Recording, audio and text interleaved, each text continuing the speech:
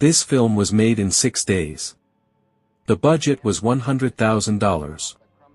Roger Ebert placed it alongside Citizen Kane as one of the greatest films ever made. The director never knew.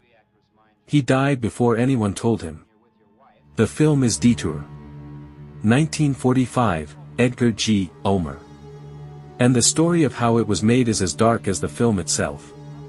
Detour tells a simple story. Al Roberts is a piano player hitchhiking from New York to California to be with the woman he loves.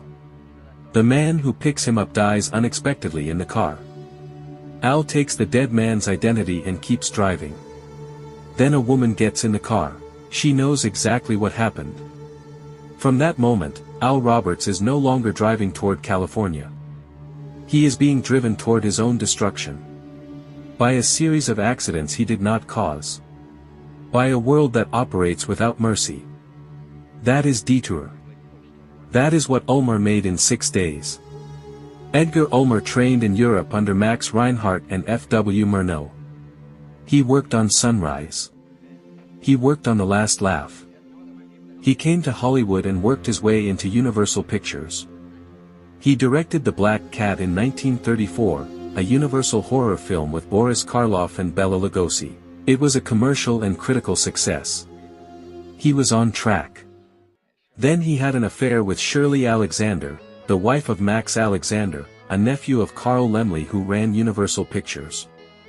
He was blacklisted from every major Hollywood studio overnight. No MGM. No Paramount. No Warner Brothers. No RKO. No Universal. He married Shirley Alexander. The career he had spent a decade building in Hollywood was gone. The only studios willing to hire Edgar Ulmer were the Poverty Row operations on Gower Street. Poverty Row was what Hollywood called the collection of tiny independent studios that operated on minimal budgets at the margins of the industry.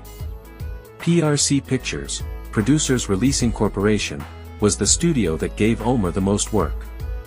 PRC was nicknamed Please Remit Cash by the people who worked there. Budgets were measured in thousands, not millions. Shooting schedules were measured in days, not weeks. Sets were borrowed from other productions still running on the same lot. Lighting equipment was whatever finished that morning. These were the conditions under which Edgar Ulmer worked for 30 years. Not by choice. Because the major studios had decided he no longer existed. PRC gave Ulmer 6 days and $100,000 to make Detour. The script was handed to him. The cast was assigned. The sets were what remained from the previous week's production. There was no budget for retakes. Every scene had to work the first time. Ulmer shot most of the film's driving sequences by placing his actors in a stationary car and projecting footage of moving roads behind them. The technique looked cheap. Ulmer made it feel like fate. He used the claustrophobia of the low budget deliberately. The small sets felt like traps. The projected roads felt like a man being moved by forces outside his control. The flat lighting felt like a world without warmth. Everything PRC gave him to work with became part of the argument the film was making. That is what separates Edgar Ulmer from every other Poverty Row director. He did not work around the constraints. He worked through them. And Savage was 24 years old when she made Detour. She was given the script. She was given 6 days. She had no direction beyond the words on the page. What she created is still being written about. Vera is not the villain of Detour. She is what the film is actually about. A woman who has been crushed by every system she has ever encountered. And has decided the only rational response is to crush back. The Coen brothers have cited her performance.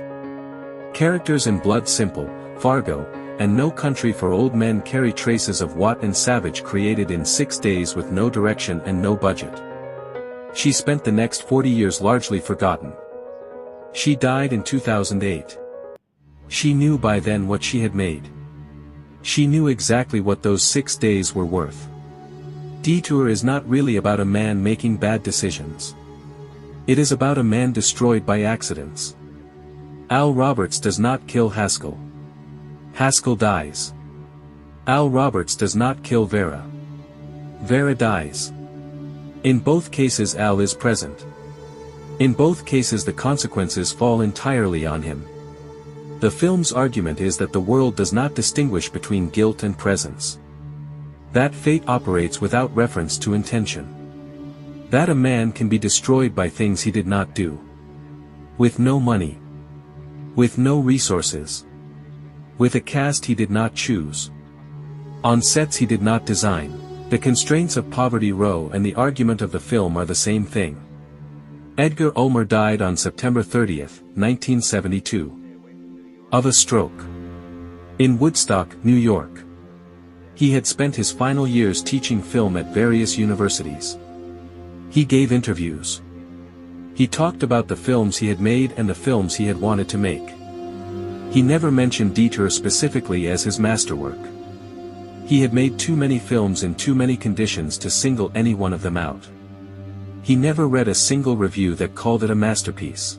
The critical rediscovery began in 1983 when Andrew Sarris wrote about Ulmer's body of work. In 1992 the Library of Congress selected Detour for the National Film Registry. In 1997 the Criterion Collection released it. In 2008 Roger Ebert placed it in his Great Movies series alongside Citizen Kane and Vertigo. All of it arrived 30 years after Ulmer died. Chinatown. Blood Simple. Drive. Parasite. The Coen brothers cited and Savage specifically. Christopher Nolan cited the film's fatalistic structure. Martin Scorsese has listed it as essential viewing. A film made in 6 days for $100,000 at a studio nicknamed Please Remit Cash by a director the industry had decided no longer existed. It is in the Criterion Collection. It is in the National Film Registry. It is in Roger Ebert's Great Movies. The system that destroyed Edgar Ulmer's career produced the conditions under which he made the greatest film of his life. 6 days. $100,000. A blacklisted director. A 24-year-old actress with no direction. Sets borrowed from other productions. And a film that Roger Ebert placed alongside Citizen Kane 30 years after the man who made it died. Everything else was taken from Edgar Ulmer. Subscribe. Next week, a film was made in complete secrecy inside a functioning country. The government did not know it was being made. The director was arrested before it was finished. That is episode 16 and it's always getting darker.